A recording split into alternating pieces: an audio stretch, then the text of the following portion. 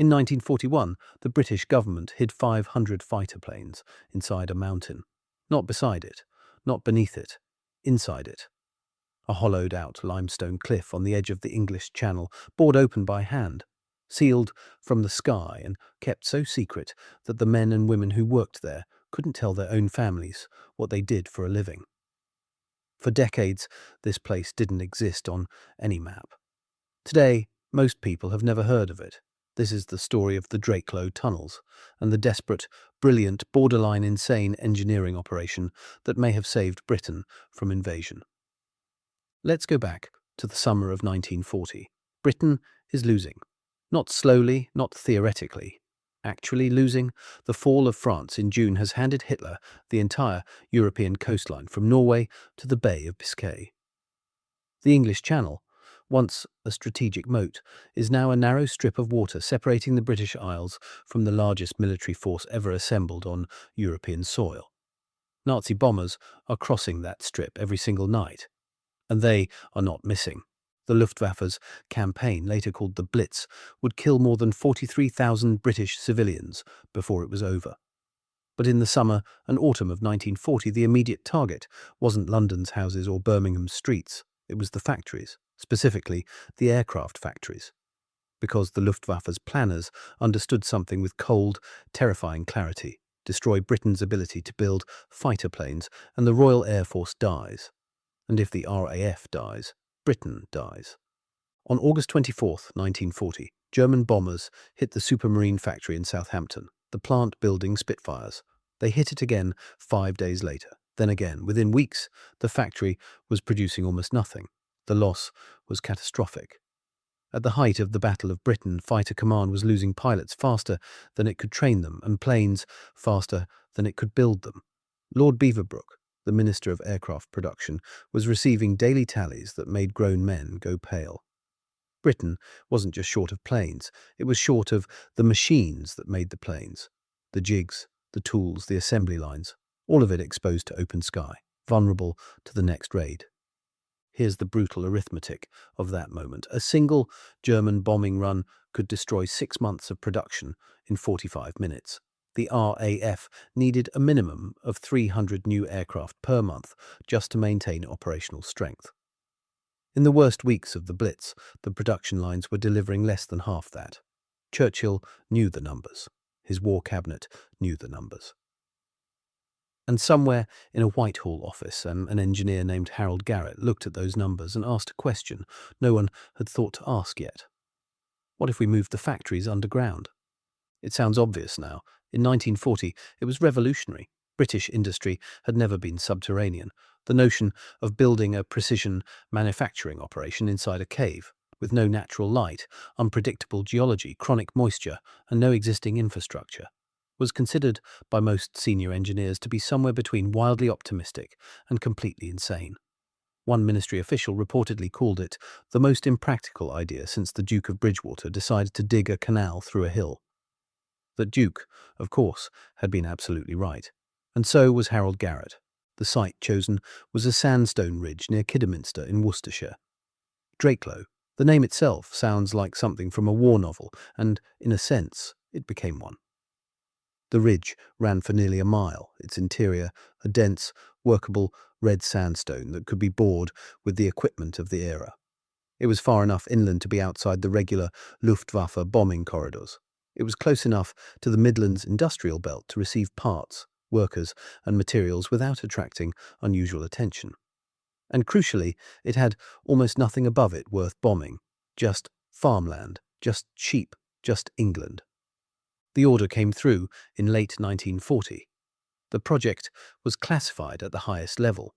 Workers recruited to the site were told they were building a storage facility. Most didn't learn the full scope of what they were building until they were already underground. The workforce at peak construction numbered over 1,000 men working in rotating shifts, 24 hours a day, 7 days a week. Candles and carbide lamps lit the tunnels in the early phases. The air tasted of dust and damp stone. In the deep sections, the temperature dropped to the low 50s Fahrenheit year-round, regardless of the season outside. Summers and winters became meaningless. Down here, there was only the work. The engineering challenge was staggering. They weren't just digging tunnels, they were building a factory. That distinction matters enormously. A tunnel is a passage. A factory is a precision environment. It needs level floors capable of bearing enormous machine weights. It needs ventilation systems to remove the heat generated by hundreds of electric motors running simultaneously. It needs electrical infrastructure, not a few lights, but industrial-grade power distribution running to hundreds of separate workstations. It needs drainage because sandstone bleeds water. It needs loading bays wide enough for aircraft components to be brought in and assembled aircraft to be brought out. And all of it had to be built inside a living mountain, using equipment designed for surface use, under conditions that no engineering manual had ever addressed. The ventilation problem nearly killed the project before it started. An aircraft factory generates tremendous heat. Metal cutting, grinding, welding, painting, each process pumps thermal energy into the air. On the surface, that heat dissipates naturally. Underground, it builds. Early calculations suggested that without active ventilation, the interior temperature inside Drakelow's working sections would reach levels that would make sustained human activity impossible within 6 months of full operation. The engineers needed to move enormous volumes of air through tunnels that hadn't been designed with airflow in mind without creating pressure differentials that would turn the interconnecting passages into wind tunnels, and without installing surface infrastructure that would reveal the location from the air. The solution came from an unlikely source. A young engineer named George Peel, who had previously worked on mine ventilation systems in the South Wales coalfields, proposed a distributed shaft system. Dozens of small vertical bores punched through the rock at calculated intervals, each one fitted with a baffle system that allowed air to move without creating a visible signature on the surface. The shafts were disguised as fence posts, as tree stumps, as ordinary agricultural drainage pipes. From the air, they were invisible. Inside, they created a slow, steady circulation that kept the temperature in the working sections at a habitable 58 to 62 degrees Fahrenheit. It wasn't comfortable, but it was survivable. And in 1941, that was enough. By mid-1941, the tunnels were operational. 4 parallel bores, each running nearly a mile into the ridge, connected by a series of lateral passages that created a grid roughly equivalent in floor space to 5 football pitches. The main access portals were concealed behind false hillsides, earthwork facades that matched the natural contour of the ridge so precisely that Luftwaffe reconnaissance photographs, when they were later analysed after the war, showed nothing unusual. The Germans flew over Drakelow dozens of times during the war. They never knew what was below them. Inside, the transformation was astonishing. What had been raw stone passages became, within months, a functioning manufacturing facility. The floors were poured concrete, levelled to within a fraction of an inch to accommodate the precision requirements of aircraft assembly. The walls were whitewashed, not for aesthetics, but to maximise the reflection of the electric lighting and reduce eye strain on workers doing close precision work for 12-hour shifts.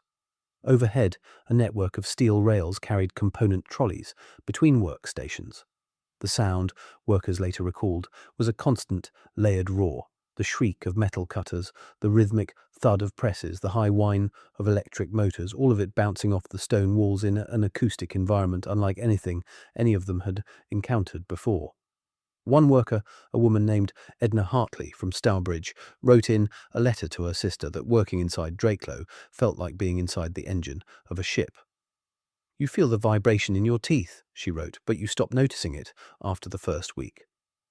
The workforce was extraordinary in its composition. Of the approximately 2,000 people employed at Drakelow at its operational peak, over 60% were women. This was not, as it might sound, a progressive gesture. It was brutal pragmatism. The men were at the front. The women were what was left. And what was left turned out to be remarkable.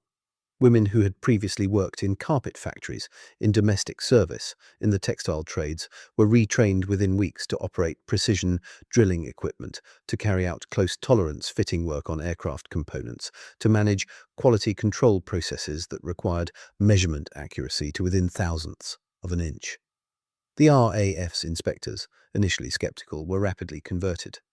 The rejection rate for components coming out of Drakelow was, by 1943, lower than at most surface facilities.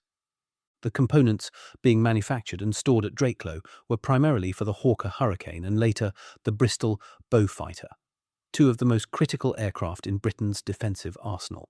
The Hurricane, often overshadowed in popular memory by the glamour of the Spitfire, was doing the majority of the RAF's actual work. At the height of the Battle of Britain, Hurricanes accounted for over 55% of all German aircraft destroyed. They were workhorses, reliable, tough, and in desperately short supply. Every Hurricane wing section, every fuselage frame, every hydraulic component that came out of Drakelow's tunnels was a direct contribution to keeping Britain's air defence alive. By the spring of 1942, the facility was producing components for an estimated 50 complete aircraft per month. By 1943, that number had climbed to over 100. The total aircraft equivalent output over the facility's operational life, when all stored, manufactured, and assembled components are counted, exceeds 500 airframes. 500 fighter planes, hidden inside a mountain, invisible to the enemy, produced by women in overalls under fluorescent lights in a tunnel that smelled permanently of cutting oil and stone dust. The human stories inside those tunnels are where the history becomes something more than logistics. There was Dorothy Shelton, a 19-year-old from Bewdley, who arrived at Drakelow in January 1942, having never operated any machinery more complex than a sewing machine. Within 4 months, she was running a gang of 6 women, operating a multi-spindle drilling rig, producing wing attachment brackets to a tolerance that senior engineers described in inspection reports as exceptional. She would later say, in a 1978 BBC interview, that she never thought of herself as doing anything heroic. "We just did the job," she said. "There was a war on. What else would you do?" There was also the question of the rats. Nobody talks about the rats, but every account from workers at Drakelow, once they stopped performing for the official record, mentions the rats. Sandstone tunnels, warmth, food waste from the canteen, complete darkness in the unworked sections. It was a perfect habitat. The management tried trapping, tried poison, tried cats. None of it worked for long. Workers simply adapted. You kept your food in sealed tins. You didn't leave anything on the floor at night. You learned to work with background sounds that weren't machinery. It sounds trivial now, in the context of 12-hour shifts. 6 days a week in a confined underground space with no daylight. It was one more accumulated pressure on people who had no outlet and no alternative. The security operation around Drakelow was as elaborate as the engineering. The cover story evolved over time. Workers were initially told they were employed by a government contracting firm doing unspecified work. As the scale of the facility grew, maintaining this fiction required active management. Workers arriving for shifts were transported in unmarked buses from dispersal points several miles from the site. The buses used different routes on different days. No worker was permitted to photograph anything, obviously, but they were also discouraged, with considerable firmness, from describing their place of work, even in vague terms. Letters from workers were subject to spot checks by the postal censor. Phone calls, rare as they were for most working-class families in wartime Britain, were monitored at the exchange level. Did anyone break security? Almost certainly. Secrets of this scale, maintained for this long, never stay perfectly intact. There are accounts, never officially confirmed, of at least 2 workers dismissed for security breaches during the facility's operational period. What information leaked, how far it travelled, and whether it ever reached German intelligence is unknown. What is known is that Drakelow was never attacked. The Luftwaffe's target selection throughout the war was largely guided by reconnaissance, photography, and human intelligence. Whatever fragments may have escaped Drakelow's security cordon were apparently never sufficient to paint a clear enough picture for the German targeting authorities to act on. And here is the thing about invisibility that Drakelow's designers understood that their enemies apparently did not. The most dangerous secret isn't the one that nobody has heard of.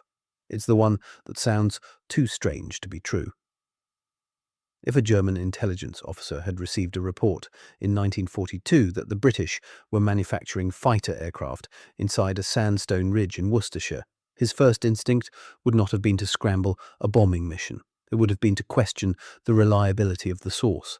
The sheer audacity of the operation was, in a sense, its best protection. By late 1944, as the Allied armies advanced through France and the threat of German air attack on Britain diminished dramatically, Drakelow's manufacturing role began to wind down. The machinery was removed in phases. The workforce, which had peaked at just over 2,000, shrank to a skeleton crew of maintenance personnel and security guards. The tunnels themselves, however, were not abandoned. Their very qualities, stable temperature, deep underground, effectively invulnerable to air attack, made them attractive for a different purpose. In 1944 and 1945, the facility transitioned to a storage role, holding aircraft components and military equipment in reserve. When the war ended in May 1945, there were still hundreds of thousands of pounds worth of military material stacked in Drakelow's tunnels, waiting for a future that no longer needed them. The impact of Drakelow on the course of the air war is not a simple calculation. History doesn't work in clean counterfactuals. You cannot say with precision that without Drakelow, Britain would have lost the Battle of Britain, or that the Normandy landings would have failed, or that the war would have ended differently. What you can say is this: at the moment of Britain's greatest vulnerability, in the winter of 1940 and the spring of 1941, when the Luftwaffe's bombing campaign was at its most intense and British aircraft production was at its most precarious, Drakelow provided something that no surface facility could have provided. It provided certainty, the certainty that there was one production node the Germans could not hit, one part of the supply chain that was, for practical purposes, indestructible. For Lord Beaverbrook, fighting daily battles within the War Cabinet to maintain aircraft production numbers in the face of constant disruption, Drakelow was insurance. It was the knowledge that whatever happened above ground, the work was continuing below it. In the language of modern strategic planning, it was a redundancy, a backup system.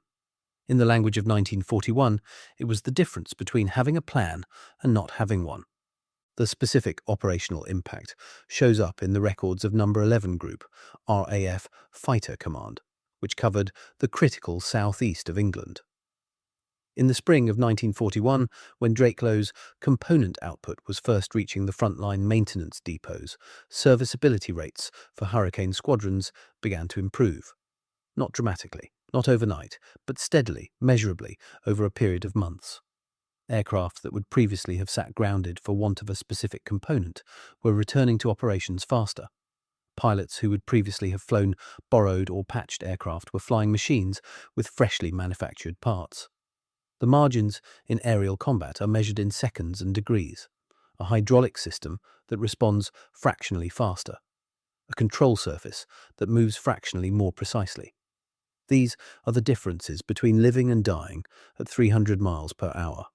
At the Operation Torch landings in North Africa in November 1942, Hurricane Team IDs drawn from units that had been serviced with Drakelow components played a central role in close air support operations, destroying Axis armour with their 40mm cannon.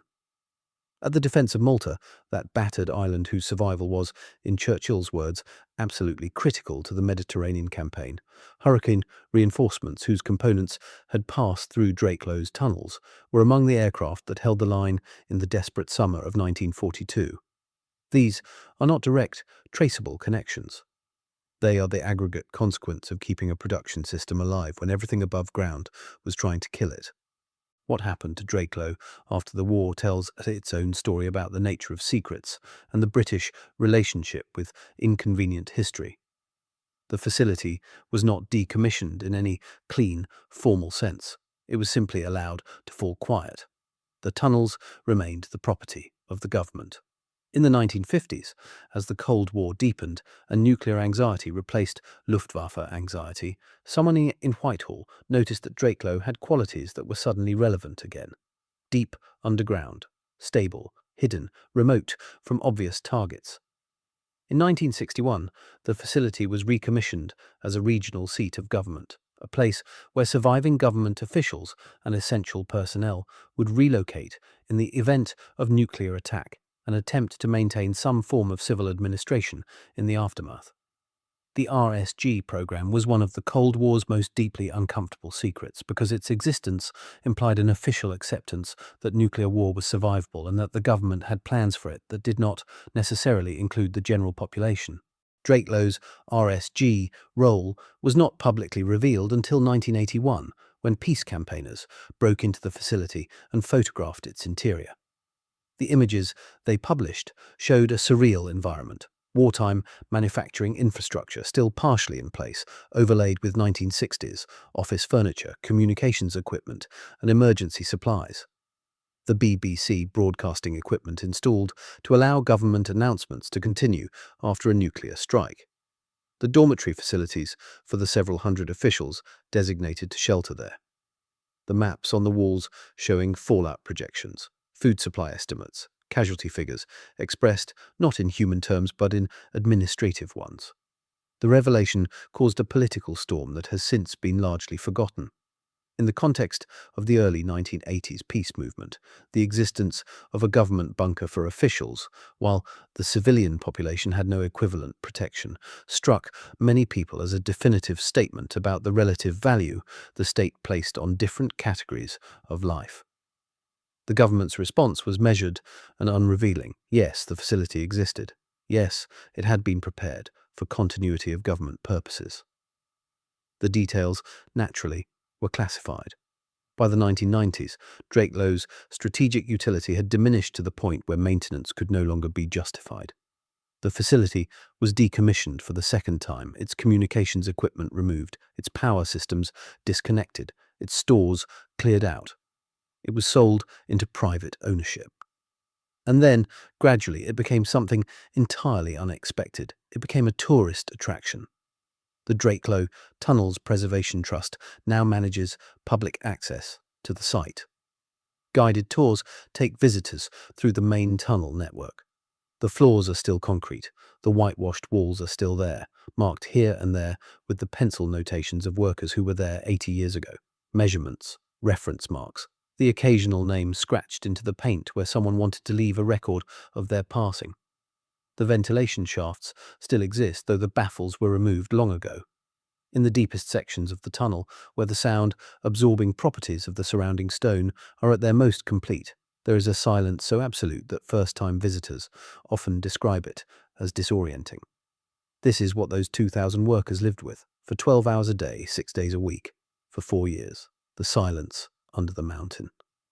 The work that nobody knew about. The planes that didn't exist. Edna Hartley, the woman who wrote to her sister about feeling the vibration in her teeth, died in 2003 at the age of 81. She was interviewed several times in her later years about her time at Drakelow. In her last recorded interview, given to a local history project in 2001, she was asked what she thought her work had meant. She paused for a long time before answering. "I don't know how many planes we made," she said. "Nobody ever told us the numbers, but I know we made them. And I know they flew, and I think some of those boys came home because of what we did down there." She paused again. "That's enough, isn't it?" The tunnels are still there. The mountain is still there. 5 miles of passages bored through red sandstone by people who understood, in the most immediate and personal way possible, what was at stake. In 1940, Britain faced a choice between surrender and ingenuity. It chose ingenuity, and it took that choice underground, and it kept it there until the danger had passed. That is the story of Drakelow, and that is enough.